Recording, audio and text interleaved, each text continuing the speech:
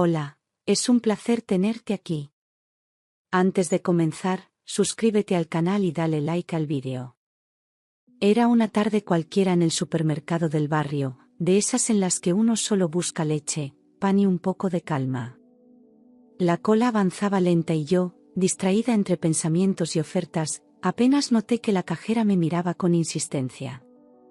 Su rostro, normalmente amable, tenía una expresión tensa, casi aterrada, como si hubiera visto algo que no podía explicar con palabras. Cuando llegó mi turno, alargué la mano para pagar y ella, con un gesto firme e inesperado, me agarró los dedos con fuerza. Me miró directamente a los ojos y, en un susurro casi inaudible, dijo: «No bebas nada esta noche, y no te vayas con él». El mundo se detuvo. Sentí cómo se me helaba la sangre mientras el pitido del lector de códigos parecía marcar el inicio de algo mucho más oscuro que una simple compra. Me quedé paralizada, sin saber cómo reaccionar. La gente detrás de mí comenzaba a impacientarse, y mi marido, que revisaba los productos al fondo, levantó la cabeza sin notar nada extraño. Intenté sonreír, fingiendo que todo iba bien, pero mis piernas temblaban. ¿A qué se refería? ¿Quién era él? ¿Estaba hablando de mi esposo? El corazón me golpeaba el pecho como si quisiera huir de allí antes que yo. La cajera, al ver mi confusión, solo me soltó lentamente la mano y asintió con la cabeza, como si acabara de entregarme un secreto prohibido. Tomé la bolsa con las compras y retrocedí un paso, sintiendo que la realidad se resquebrajaba bajo mis pies. Aquella advertencia me acompañaría durante todo el día como una sombra silenciosa y penetrante. Al subir al coche, intenté mantener la calma, pero mis manos no podían dejar de temblar. Mi marido, sonriente, me ofreció una botella de agua.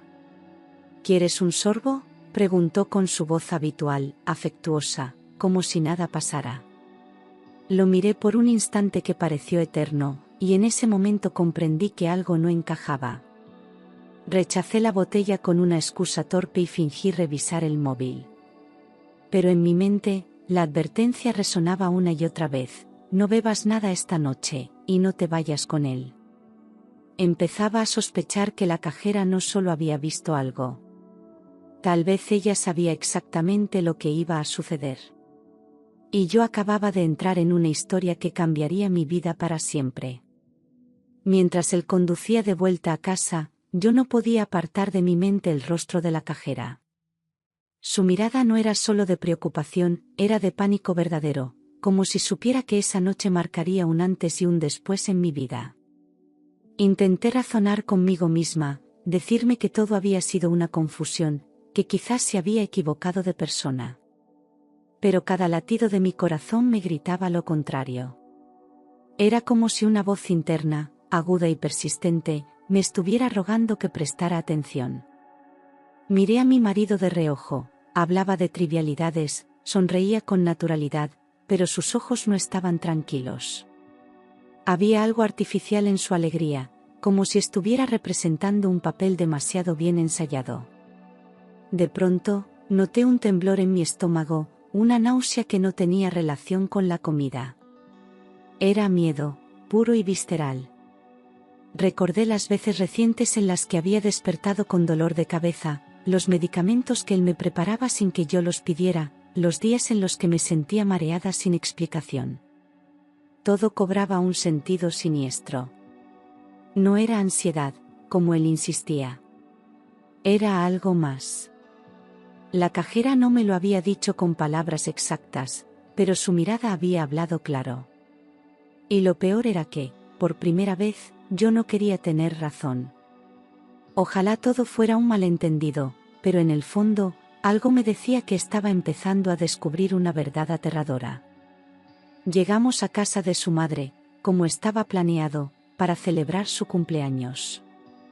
Todo parecía normal, abrazos, risas, música suave en el fondo.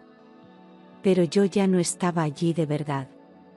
Me sentía atrapada en una escena cuidadosamente montada, donde todos los actores jugaban su parte sin saber que yo había despertado. En un momento de distracción, anuncié que necesitaba ir al baño. Nadie sospechó nada. Caminé con calma hasta el pasillo, pero en lugar de entrar al aseo, busqué la puerta trasera de la cocina. Sabía que tenía que alejarme, aunque fuera por unos minutos. Sentía que algo horrible iba a pasar y no podía quedarme sentada esperando. Una vez fuera, me oculté entre unos setos y observé desde la penumbra. Mi marido conversaba animadamente con su madre, pero su cuerpo no estaba relajado, se frotaba las manos, miraba el reloj, contestaba mensajes con rapidez. No era nerviosismo por la fiesta, era algo más oscuro.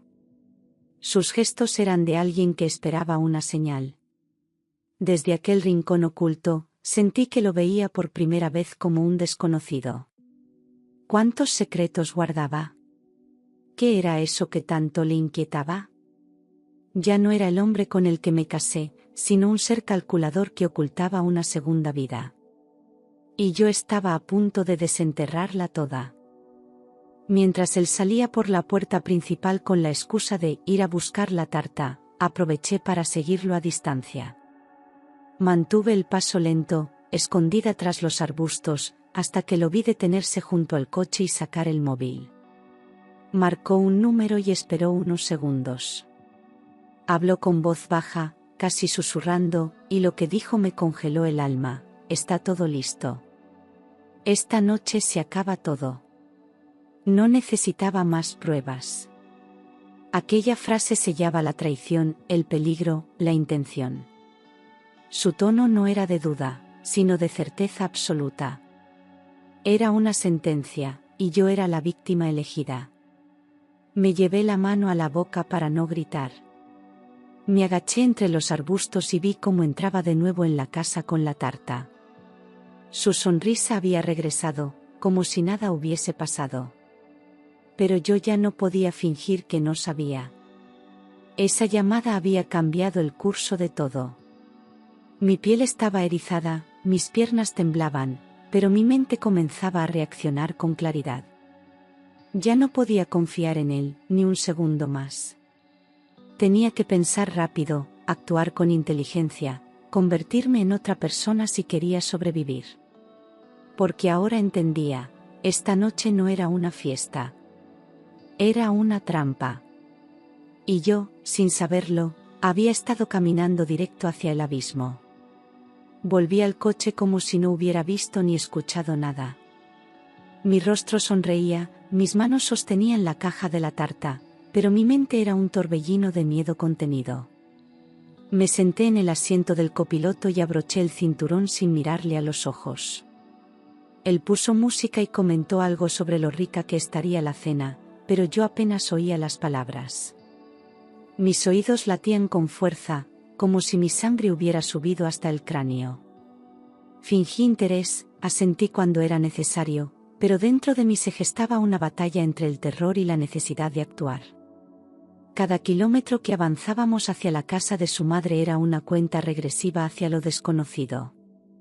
Un silencio sutil se instaló entre nosotros, espeso, casi visible, como si ambos supiéramos que esa noche no sería como las demás. Miré por la ventana y vi cómo el cielo se oscurecía, como si hasta el sol intuyera que algo se aproximaba. En mis manos sudaban las marcas invisibles de la advertencia que me había salvado. Empecé a repasar mentalmente todos los detalles que me habían parecido insignificantes durante los últimos meses: cambios de humor, llamadas a escondidas, noches en las que decía tener reuniones. Todo cobraba un sentido distinto. No se trataba de paranoia. Era real. Y ahora estaba atrapada en su coche, fingiendo normalidad para no precipitar el desenlace. Tenía que mantenerme fría. Cada palabra, cada gesto debía ser calculado. Porque él podía notar cualquier debilidad. Y si lo hacía, no dudaría en terminar lo que había empezado. Al llegar a la casa, su madre nos recibió con una sonrisa exagerada y los brazos abiertos, como si nada pudiera estropear aquella noche familiar. Me abrazó con efusividad, pero su perfume me resultó asfixiante, y el contacto me provocó una repulsión inesperada. Fingí alegría, como si mi alma no estuviera gritando por dentro. Entramos al salón decorado con globos y velas, y todo parecía perfecto, casi demasiado perfecto. Había algo forzado en la armonía del ambiente, como si cada detalle hubiera sido cuidadosamente preparado para distraer. Me senté en el sofá junto a él, y la conversación fluyó como siempre, recetas, recuerdos, anécdotas de infancia. Pero yo ya no estaba allí. Mi cuerpo presente era solo una fachada. Mi mente repetía sin cesar las palabras de la cajera, como una alarma constante: no bebas nada esta noche, y no te vayas con él. Estaba segura de que la advertencia no era una simple coincidencia. Todo se había alineado con demasiada precisión. Observé a mi suegra con más atención. Su mirada esquiva, la forma en que evitaba el contacto visual conmigo, los nervios en sus manos cuando servía las copas. ¿También ella formaba parte de todo aquello? ¿Era cómplice o simplemente ignoraba lo que su hijo planeaba? Las dudas me envolvían como una niebla espesa, pero no podía confiar en nadie. Cada sonrisa que recibía se me clavaba como una daga invisible. Estaba sola en medio de una familia que quizás quería borrarme para siempre. Cuando llegó el momento de preparar la mesa, me ofrecí a ayudar en la cocina, intentando ganar tiempo y observar cada movimiento. Mi marido abrió una botella de vino con naturalidad, pero yo no perdí detalle. Lo vi de espaldas, mientras creía que nadie lo miraba, verter un líquido transparente en una de las copas. Luego, con una rapidez casi ensayada, mezcló el contenido con el vino y colocó la copa en el lado derecho del mantel, justo donde yo solía sentarme. Un escalofrío me recorrió la columna vertebral. No podía ser casualidad. Su precisión era absoluta. Volví al salón con el corazón acelerado, disimulando con una sonrisa, y me senté con la delicadeza de una actriz en pleno acto final. Él se colocó frente a mí, como siempre, y me ofreció esa copa con una sonrisa que ahora me parecía grotesca. La sostuve entre los dedos, pero no bebí. Solo observaba el líquido rojo moverse con lentitud, como si ya supiera lo que contenía. Mi suegra hablaba animadamente de sus años mozos, pero yo apenas oía su voz. Todo se volvió borroso alrededor, como si el tiempo se detuviera justo antes del golpe. Esa copa no era solo una bebida, era una sentencia, una trampa elegante y mortal. Y yo tenía que fingir que no lo sabía. El peligro estaba sobre la mesa, a centímetros de mi boca, y el monstruo frente a mí esperaba pacientemente a que cayera. Mientras todos hablaban y reían sin sospechar lo que se escondía tras aquella cena, yo mantenía la copa entre los dedos, fría como el cristal que la contenía. Recordé con nitidez las palabras de la cajera, esa advertencia que ahora se convertía en mi única brújula. Esperé un instante preciso, fingiendo que observaba los cuadros de la pared, y entonces, con un movimiento sutil, cambié mi copa por la de él. Nadie se dio cuenta. La conversación seguía fluyendo, los chistes cruzaban la mesa, pero yo solo escuchaba el pulso acelerado de mi pecho. Había cruzado una línea invisible, ya no era solo víctima, ahora también era estratega. Apreté los labios, intentando mantener la compostura, mientras mis ojos seguían cada gesto de él. El destino acababa de cambiar de manos, y nadie lo había notado. La copa envenenada estaba ahora frente a él, exactamente en el lugar donde siempre la colocaba para mí. Mi marido no sospechó nada, al contrario, parecía satisfecho, confiado, seguro de que todo saldría como había planeado. Esa seguridad fue lo que me dio la fuerza para no temblar. Me limité a hacer lo que se esperaba de mí, reír, participar en la charla, hacer cumplidos por la comida. Pero cada segundo era un infierno disfrazado de calma. Mis pensamientos iban por delante, anticipando posibles reacciones, imaginando cómo actuar si todo se precipitaba. Era como si el mundo estuviera a punto de estallar en 1000 pedazos, y solo yo conociera el epicentro. En ese momento supe que ya no había vuelta atrás. O él, oyó. Su madre, entusiasmada, se levantó con la copa en alto y propuso un brindis por la familia, por los buenos recuerdos y por los años compartidos. Todos la imitaron y él, con su sonrisa habitual, levantó su copa, sin saber que su destino estaba en ese gesto. Yo hice lo mismo, escondiendo el temblor en los dedos, y choqué mi copa suavemente con la suya. Fingí beber, inclinando apenas el cristal, mientras dejaba que el líquido cayera sigilosamente sobre la servilleta que había escondido en mi regazo. Nadie lo notó. Él, en cambio, bebió con decisión, como si quisiera celebrar su victoria antes de tiempo. El veneno entró en su cuerpo sin resistencia, arrastrado por su arrogancia. Y yo seguí sonriendo, con el alma hecha trizas, sabiendo que lo inevitable acababa de comenzar. La copa vacía quedó sobre la mesa y la conversación continuó sin interrupciones durante algunos minutos. Yo apenas podía respirar. Lo miraba de reojo, esperando el primer indicio, el primer temblor, el primer síntoma que confirmara que mi instinto no me había fallado. Mis dedos apretaban la tela de la silla mientras intentaba aparentar tranquilidad. Él se llevó un trozo de pastel a la boca y habló sobre unas vacaciones que quería planear, ajeno al destino que ya recorría su sangre. Su madre reía, sin saber que aquella noche no terminaría como las anteriores. Todo parecía seguir igual, pero en mi pecho algo gritaba que el reloj acababa de empezar su última cuenta regresiva. Solo quedaba esperar. Y rezar. El primer cambio fue casi imperceptible, una ligera sombra de sudor en su frente, un parpadeo más lento, una pausa inusual entre frases. Lo observé detenidamente mientras él intentaba mantener la conversación, pero su tono ya no era firme. Se frotó la sien como si algo le molestara y miró su copa vacía con desconcierto. Mi corazón dio un vuelco. El veneno estaba haciendo efecto. Empezó a mover el cuello como si quisiera desentumecerlo, pero su expresión comenzaba a mostrar incomodidad.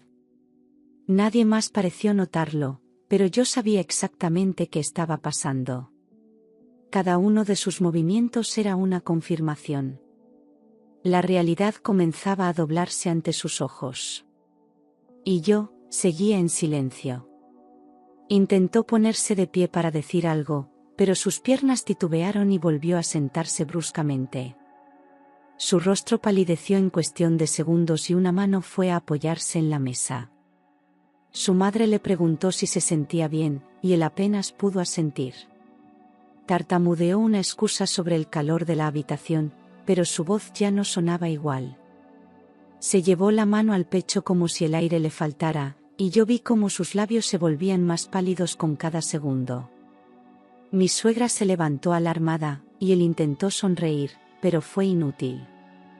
El veneno ya había tomado el control. Yo lo sabía, él lo sabía, pero ninguno de los dos lo diría en voz alta.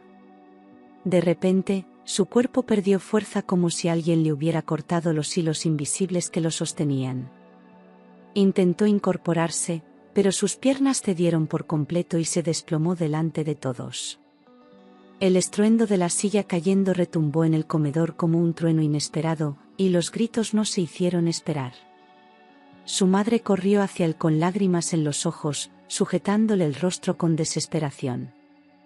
Yo me levanté lentamente, sin emitir palabra, como si ya supiera exactamente lo que estaba ocurriendo.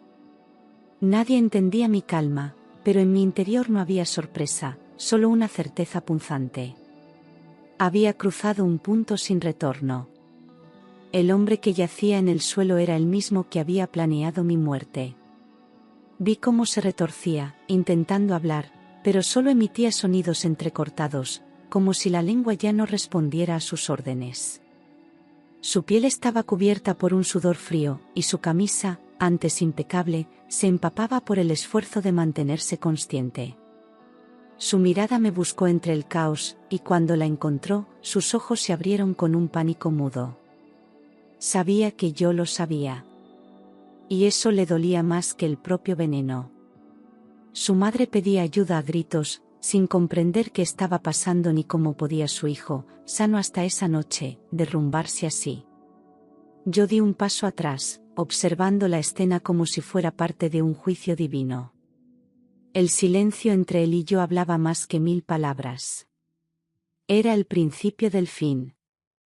Los minutos se hicieron eternos hasta que se escuchó la sirena rompiendo la noche. La ambulancia llegó con luces intermitentes y urgencia en cada movimiento. Los paramédicos entraron corriendo, apartando muebles y tratando de mantenerlo con vida mientras él jadeaba, sin fuerza para articular una sola frase completa. Yo permanecía en pie, inmóvil, observando cómo lo cargaban en la camilla. Su madre lloraba desconsolada, preguntando qué había pasado, pero nadie tenía respuestas claras.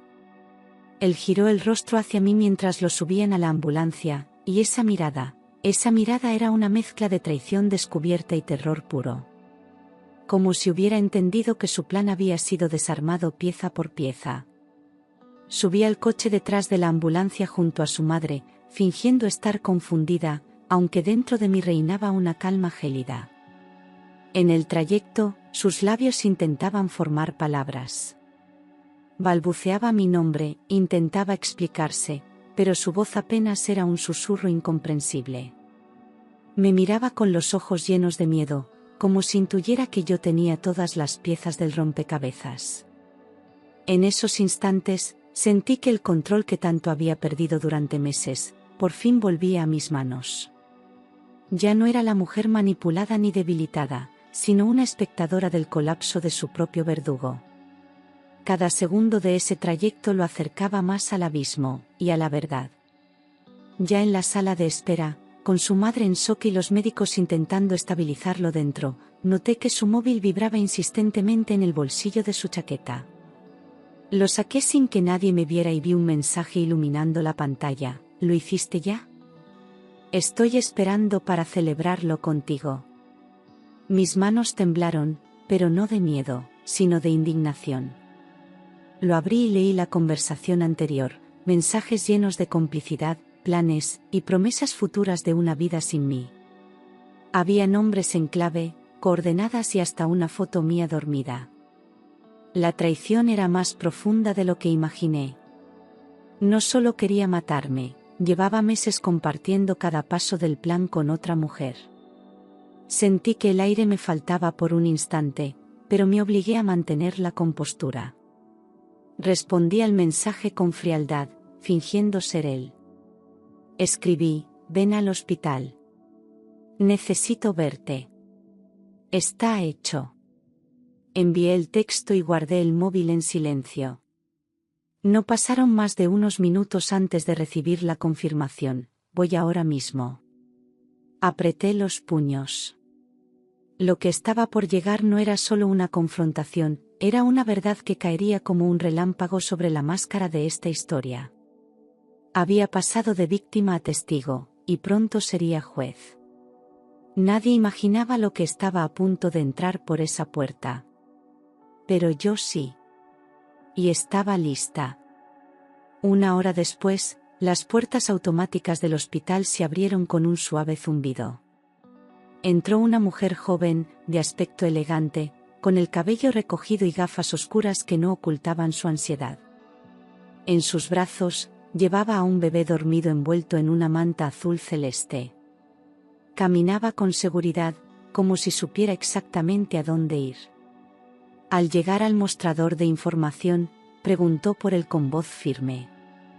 Soy su pareja, he recibido un mensaje suyo, dijo sin titubear. La recepcionista le indicó la sala donde esperábamos y yo, desde el pasillo, observé su silueta acercarse. Había algo en su forma de andar que reflejaba arrogancia, como quien cree tenerlo todo bajo control. Me adelanté unos pasos y la intercepté antes de que entrara. Me miró con desdén, creyendo que yo era solo una enfermera más. ¿Dónde está mi amor? No le ha pasado nada grave, ¿verdad?, preguntó con impaciencia, meciendo al bebé con ternura. Su voz estaba llena de afecto, pero era un afecto robado. La miré fijamente, respiré hondo y respondí con firmeza: está en cuidados intensivos. Y yo soy su esposa. En ese instante, su mundo se detuvo. La seguridad que traía se esfumó al instante. Sus labios se entreabrieron, pero no emitió sonido. El silencio entre nosotras fue brutal. Todo estaba a punto de romperse en 1000 pedazos. Sus ojos comenzaron a temblar, llenos de confusión, vergüenza y pánico. Bajó la mirada al bebé que sostenía, como si necesitara aferrarse a algo que aún le diera sentido. Retrocedió un paso, chocando contra la pared, y murmuró casi sin aliento: «Él me dijo que estabas muerta». La frase cayó como un cuchillo en el centro de mi pecho. Durante un segundo, sentí un vértigo emocional, como si todo lo que había vivido hasta ahora no fuera suficiente para medir la crueldad de su engaño. Ella no mentía. Realmente creía que yo no existía. Mi marido no solo me traicionó con otra mujer, también la convirtió en cómplice de un crimen sin saberlo. El dolor fue indescriptible. Me acerqué lentamente, sin perder la calma, y le indiqué una silla vacía. La mujer, todavía en shock, se sentó con el bebé dormido en brazos y los ojos perdidos en la nada. Intentó decir algo más, pero su voz ya no salía. Yo, en cambio, tenía demasiadas palabras atascadas en la garganta. Observé al niño, tan inocente, tan ajeno a todo lo que estaba ocurriendo, y me pregunté cuánto de su sangre llevaba. Ella me confesó, entre susurros entrecortados, que llevaba 1 año de relación con él y que planeaban vivir juntos en otra ciudad. Todo encajaba. Las ausencias, los cambios de humor, las noches sin explicación. Todo tenía rostro. Todo tenía nombre. Y estaba justo frente a mí. El médico salió a informar que él se encontraba estable, aunque seguía bajo vigilancia. La amante se levantó de golpe, dispuesta a entrar en la habitación, pero yo me interpuse. «Tú no vas a ninguna parte», dije con voz firme. Sus ojos se llenaron de furia, pero no pudo responder. Fue entonces cuando mi suegra apareció desde el fondo del pasillo y, al verla, se quedó paralizada. Durante un segundo eterno, cruzaron miradas que lo dijeron todo. Se conocían. Mi piel se erizó. La amante retrocedió un paso más, mientras la madre de mi marido balbuceaba una frase incoherente. El silencio se volvió insoportable. Avancé 2 pasos hacia las dos, como si estuviera atravesando la escena final de una tragedia. ¿También tú sabías?, pregunté, clavando los ojos en mi suegra. Ella no respondió. Solo bajó la mirada, incapaz de sostener el peso de su complicidad. La amante aprovechó ese momento para decir lo que ya sabíamos todas. Él dijo que su mujer estaba muerta, y que su madre la había identificado en la morgue. Esa revelación me golpeó con una fuerza brutal. Habían planeado borrarme del mapa de todas las formas posibles. No era solo traición. Era una conspiración completa. Y yo estaba decidida a derrumbarla con cada verdad que me quedaba por revelar. Horas después, cuando por fin pude entrar en su habitación, lo encontré débil, pálido, con tubos en los brazos y los labios partidos por la fiebre. Me miró con una mezcla de odio, derrota y súplica, como si no supiera si debía pedirme perdón o terminar de matarme con una palabra. Me acerqué lentamente, sin pronunciar nada, y me senté al borde de la cama. El monitor cardíaco marcaba el ritmo lento de su corazón, como si hasta eso supiera que había perdido. Con voz ronca, murmuró: «Solo quería tu herencia». Todo era un plan. Su confesión cayó como un bloque de mármol sobre mi alma. No había amor. No había remordimiento. Solo avaricia. Le pedí que repitiera lo que había dicho. Con dificultad, asintió y continuó: «Desde que tu padre murió, su testamento nos cambió la vida. Quise asegurarlo todo». Me habló de movimientos bancarios, de inversiones ocultas, de documentos manipulados para que todo quedara a su nombre si algo me ocurría. El veneno era solo una etapa más del proceso. Me había estudiado como si yo fuera un objetivo. En ese momento entendí que nunca me amó, que solo fui una oportunidad para él. Me incorporé con dignidad, aunque por dentro me estuviera desgarrando.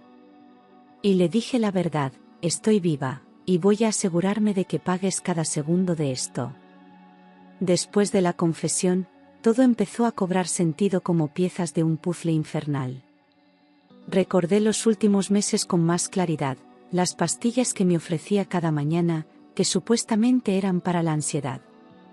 El insomnio, los episodios de confusión, la pérdida de apetito, todo había sido provocado. Descubrí que había manipulado mis informes médicos, enviando recetas falsas a mi nombre. Incluso había hablado con un psiquiatra que me diagnosticó sin verme, basándose en notas escritas por él. Su objetivo era claro: declararme incapacitada legalmente y quedarse con el control total de mi patrimonio. Quería hacerme pasar por loca, para que nadie creyera mi versión de los hechos. Me sentí atrapada en una pesadilla elaborada con precisión quirúrgica. No solo me estaba envenenando físicamente, también intentaba destruir mi credibilidad, mi historia, mi voz. Había jugado con mi salud, con mi confianza y con mi entorno más cercano. La frialdad con la que había ejecutado todo revelaba una mente enferma, obsesionada con el poder y el dinero. Lo peor de todo era saber que, si no hubiera sido por aquella advertencia en el supermercado, yo estaría ahora ingresada en una clínica, sin identidad ni defensa posible. Era un crimen lento, invisible, casi perfecto. Pero se le escapó el detalle más humano: subestimó mi intuición, y el poder de una verdad que quería salir a la luz. Al volver al hospital, enfrenté a su madre, decidida a obtener todas las respuestas. No lo negó. Me miró con los ojos llenos de rabia, no de culpa, y dijo: lo hice por mi hijo. Tú no merecías lo que él ha construido contigo. Esa frase me partió en dos. Había firmado como testigo documentos legales falsificados, había avalado el diagnóstico inventado y colaborado con los planes de su hijo desde el principio. Ella sabía que él me drogaba y se hacía pasar por cuidador ejemplar. Había abierto cuentas bancarias en paraísos fiscales usando mi firma falsificada. Era una traición que venía de quien, durante años, me había llamado hija. Estaba rodeada por personas que fingieron amarme, pero que en realidad me utilizaban como herramienta para su codicia. Mi mundo se derrumbaba otra vez, solo que ahora no dolía, ardía. Ya no tenía lágrimas, solo rabia contenida. La miré a los ojos y le dije con voz firme: tú también vas a pagar por esto. Ella intentó justificarse con palabras vacías, alegando protección, familia, lealtad, pero todo sonaba hueco. Era una mujer atrapada en su propio egoísmo, dispuesta a destruirme solo para que su hijo tuviera una vida cómoda. Aquella noche entendí que la sangre no siempre une, y que a veces, es la propia familia la que envenena más lento y más profundo. Volví a casa de madrugada, con los nervios crispados pero la mente más clara que nunca. Entré sola, sin encender las luces, moviéndome como un espectro entre las sombras del salón. Subí al despacho, un lugar al que casi nunca tenía acceso, y forzando un cajón encontré una carpeta negra, gruesa, con mi nombre en la portada. La abrí con manos temblorosas y sentí que el mundo se detenía. Había recetas médicas falsas, diagnósticos inventados, informes firmados por médicos que nunca había visto. También encontré un testamento modificado, donde todo mi patrimonio pasaba a su nombre en caso de deterioro mental irreversible. Cada hoja era una puñalada escrita en tinta legal. Pero lo más aterrador fue descubrir un contrato con una funeraria, con fecha anticipada y todos mis datos personales. Estaba firmado, sellado, listo para ser ejecutado. Aquello no era solo un plan, era una ejecución premeditada con detalles calculados al milímetro. Tomé fotografías de todo, escaneé cada documento, y lo guardé en una carpeta cifrada que envié a mi abogado. Esa carpeta no solo contenía pruebas, contenía mi supervivencia. Me senté en el suelo del despacho, entre papeles y mentiras, y respiré por primera vez con claridad. La verdad estaba de mi lado. Y ahora era mi turno de atacar. Al amanecer, llamé a mi abogado personal, un hombre que conocía mi historia familiar y a quien siempre había confiado mis asuntos más delicados. Le conté todo sin omitir detalles, cada paso, cada mentira, cada documento que había encontrado. Le envié los archivos por correo cifrado, y su respuesta fue inmediata: esto es más grave de lo que imaginaba. Podemos denunciar por intento de homicidio, falsificación documental y fraude patrimonial. Su voz sonaba firme, decidida, como si supiera exactamente cómo proceder. Me pidió que no hiciera más movimientos hasta que la policía estuviera informada y preparada para actuar. Lo que antes era una pesadilla sin salida, ahora era un caso armado con fuerza. Él redactó una denuncia formal, recopiló jurisprudencia, contactó a peritos médicos y pidió una orden de registro en los sistemas del hospital. Mientras tanto, yo debía mantener la apariencia de una esposa preocupada, aún frágil, aún engañada, para no alertar a la familia de mi marido. Cada segundo era crucial, cada paso debía darse con precisión quirúrgica. La ley necesitaba pruebas firmes, sin cabos sueltos. Y ahora las teníamos. El abogado me prometió que no solo habría justicia, sino castigo ejemplar. Por primera vez en meses, sentí que no estaba sola. Ya no era una víctima perdida en su propio silencio. Era una mujer con la verdad en la mano, y la ley de su parte. A la mañana siguiente, el hospital aún estaba en calma cuando la policía llegó. No hicieron ruido, no encendieron sirenas, solo entraron en fila, con autoridad serena pero implacable.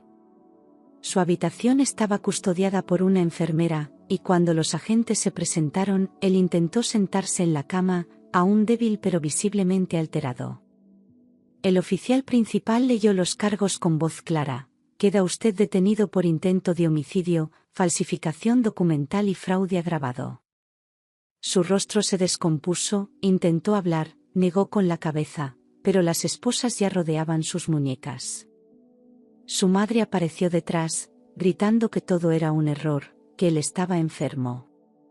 La amante, al ver lo que ocurría desde la sala de espera, intentó huir con el bebé en brazos, pero fue interceptada por otra agente.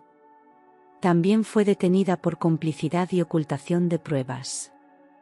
La escena era surrealista: dos personas que habían tejido una red de mentiras durante meses, arrastradas por la justicia mientras yo, en silencio, observaba todo desde el pasillo.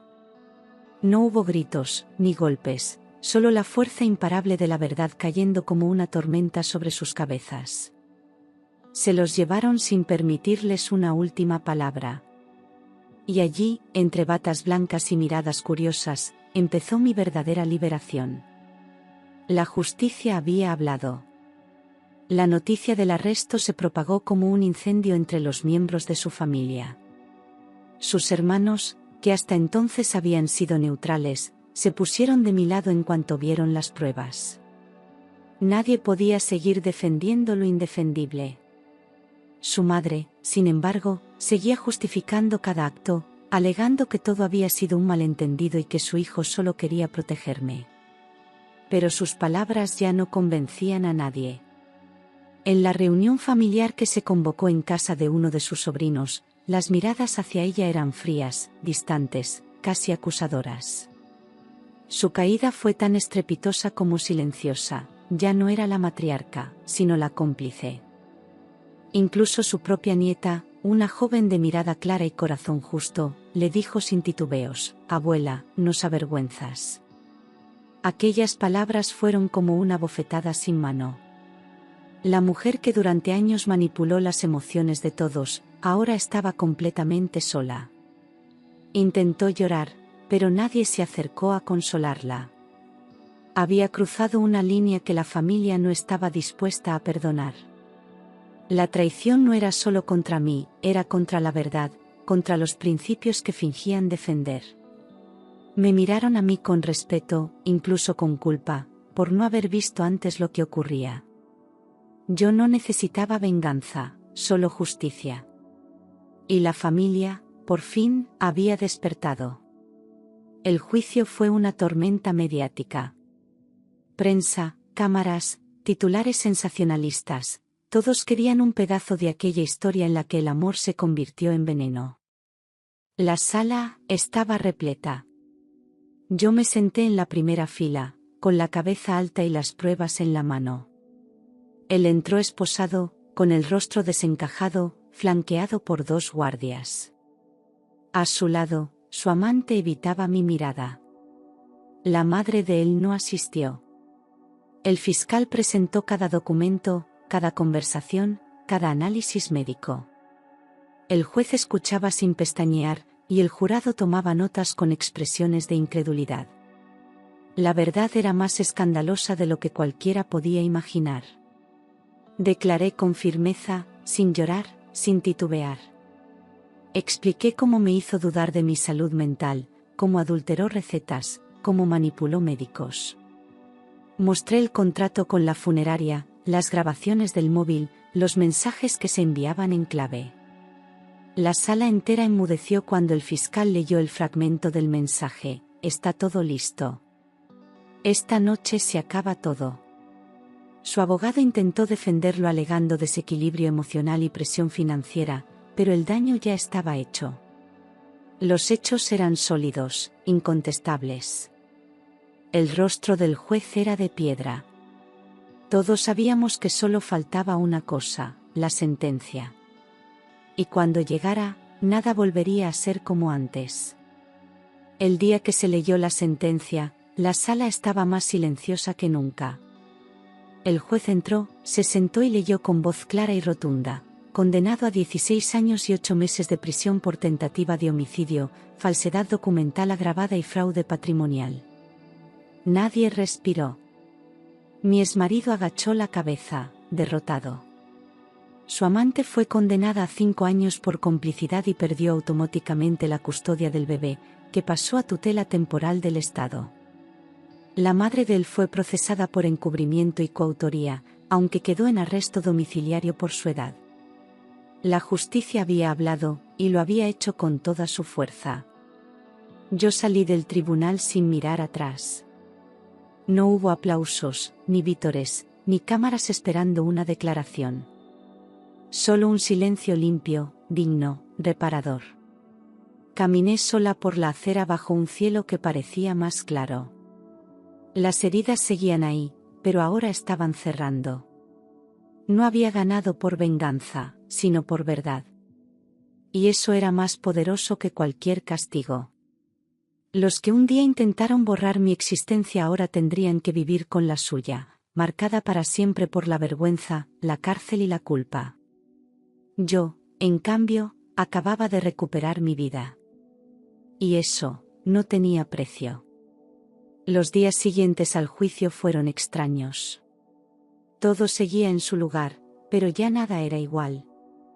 Dormía por fin sin miedo, sin pastillas, sin sobresaltos. Me despertaba con la luz del sol y no con la sombra de una pesadilla. Poco a poco, empecé a reconstruir mi salud, cuerpo, mente y alma. Dejé de tomar los medicamentos que él me había impuesto, y con tratamiento adecuado, mi energía volvió. Era como si hubiera estado encerrada en una jaula invisible, y por fin pudiera respirar aire puro otra vez. Cambié los muebles de la casa, tiré todo lo que él había tocado, abrí las ventanas de par en par, recuperé mi reflejo en el espejo y con él, mi identidad. Empecé a escribir un diario, a recordar quién era antes de convertirme en una marioneta. Fui a terapia, me permití llorar, pero también me permití reír. No era una víctima, era una sobreviviente. La pesadilla había terminado, y en su lugar nacía una mujer más fuerte, más despierta, más verdadera. Por primera vez en años, dormí profundamente, y soñé con libertad. Vendí la antigua casa y no miré atrás. Compré un pequeño piso en otra ciudad, junto al mar, donde nadie conocía mi historia. Era mi oportunidad de empezar de cero. Me deshice de las joyas, de los cuadros, de todo lo que recordara aquel pasado venenoso. Doné parte de la herencia a una fundación para mujeres víctimas de violencia emocional. No necesitaba más que lo justo para vivir tranquila. Cambié de nombre legalmente, corté vínculos, apagué el número antiguo. Ya no era la mujer que él manipuló. Era otra. Era yo. Llevé conmigo solo lo esencial, algunos libros, una manta de mi infancia, y una foto de mi padre. Empecé a trabajar en una librería, lejos del bullicio, rodeada de palabras sinceras. Hice nuevos amigos, reconstruí la confianza, y sobre todo, me reconcilié con mi instinto. Prometí que jamás volvería a ignorar esa voz interior que me había gritado tanto tiempo en silencio. Aprendí que la intuición femenina no es debilidad, es fuerza ancestral. Mi vida no era perfecta, pero era mía. Y eso era lo único que realmente importaba. Meses después, decidí volver al lugar donde todo empezó. Caminé hasta aquel supermercado con paso firme, sin temor, como quien regresa al pasado para cerrarlo con llave. Entré por la puerta principal, crucé los pasillos y la vi. Estaba allí, en su caja de siempre, con el mismo gesto sereno. La cajera. La mujer que me salvó con una sola frase. Me acerqué despacio, esperé a que terminara con una clienta, y cuando me miró, lo supo. No hizo falta explicar nada. Me reconoció al instante. La abracé con fuerza y le susurré al oído, «Gracias por salvarme la vida». Ella me devolvió el abrazo, y rompió a llorar. Las lágrimas caían sin ruido, pero lo decían todo. Era un llanto de alivio, de justicia, de esperanza. No intercambiamos más palabras. No hacía falta. Dos mujeres, dos destinos cruzados por una advertencia. Me marché en paz, sabiendo que nunca podré pagarle lo que hizo por mí. Pero también entendiendo algo aún más profundo: a veces, los ángeles no llevan alas, solo uniforme y mirada sincera.